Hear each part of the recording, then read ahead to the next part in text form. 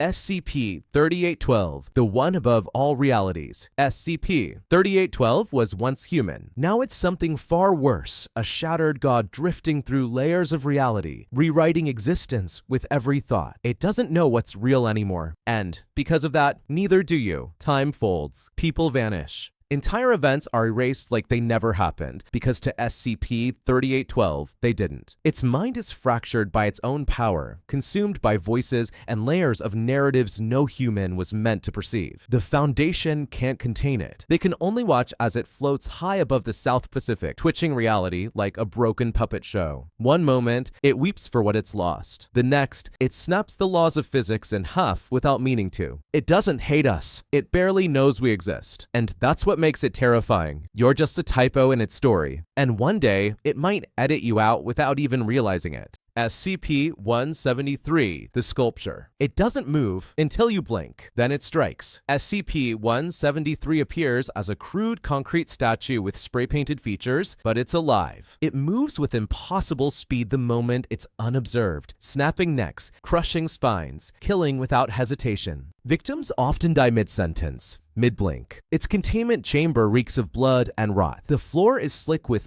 unknown fluids, feces, and gore that appear without explanation. The only way to stay alive near it? Watch it. Don't blink. Don't look away. The Foundation requires 3 people to enter its cell, 2 to maintain eye contact, 1 to work. And even then, accidents happen. The scraping sound it makes when moving haunts the halls like a warning. There's no malice in its actions, just cold, mechanical murder. No one knows where it came from. No one knows how it thinks. All we know is this: if you blink, you die.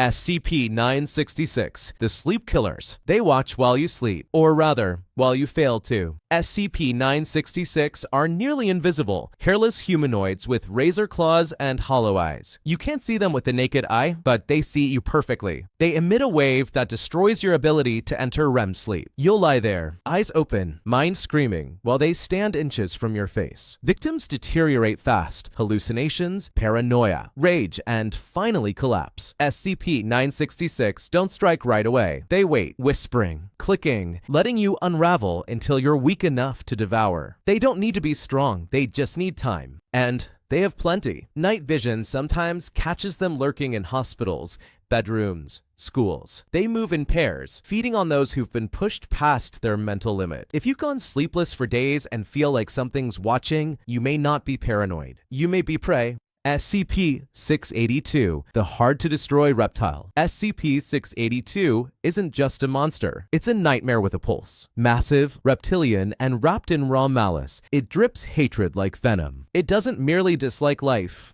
It despises it. The sight of a breathing creature sends it into a frenzy of violence. It taunts, it tears through metal and men alike, not for survival, but for the sheer joy of extermination. The Foundation has tried everything: acid, fire, reality bending, even other anomalies. Every time, it regenerates. Stronger, smarter, meaner. They once turned it into sludge, and it crawled back. Its body is a horror show of exposed bone and seared flesh, constantly regenerating in a bath of acid, which only slows it down. It learns. It evolves. It waits. Every breach is a massacre. Every containment a temporary pause in a war it knows it will win. Its voice is deep, cold, intelligent, filled with the kind of disgust that feels personal. Some say it sees humanity as a virus. Others say it's just vengeance made flesh. Whatever it is, SCP-682 won't stop until the last heartbeat on Earth is silent. And even then, it'll probably still be angry.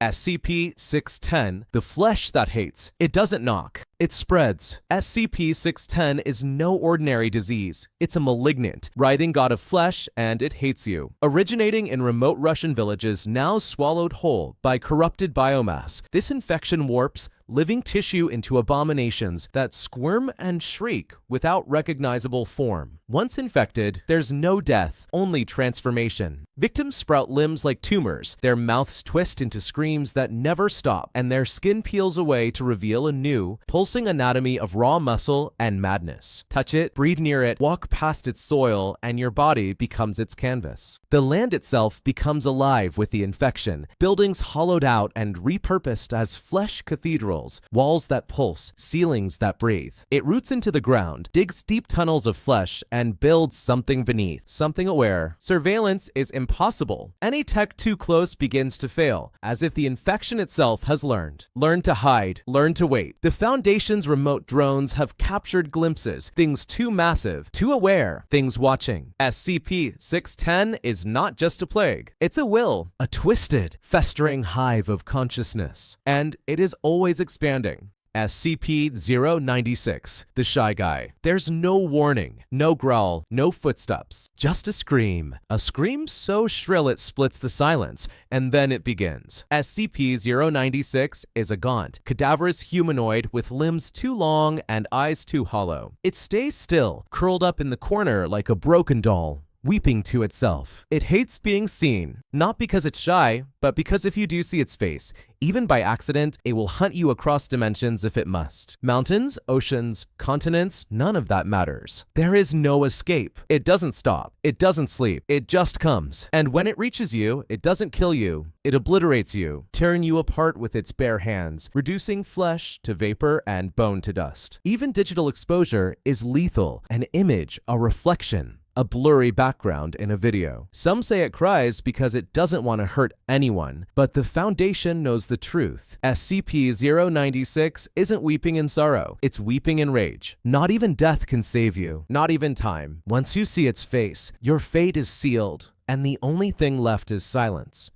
SCP-035, the Possessive Mask. SCP-035 smiles even when it's killing you. A porcelain comedy mask that uses corrosive black sludge. It compels anyone nearby to wear it. And once they do, they're gone mind overwritten, body rotting from the inside out. The mask speaks with the host's voice, smooth, charming, manipulative. It knows your fears. It knows how to twist them. Its sludge eats through anything, glass, concrete, flesh, and it never stops leaking. Containment is a joke. Staff who handle it report hallucinations, depression, and a growing urge to end their own lives. The mask taunts them, even from behind reinforced barriers, whispering secrets no one should know. It was once a jester in a forgotten court. Now it's a parasite with centuries of blood-soaked history. Every smile hides a scream, and every wearer becomes just another corpse with a painted grin. SCP-106, the Old Man. He doesn't knock. Through walls, through floors,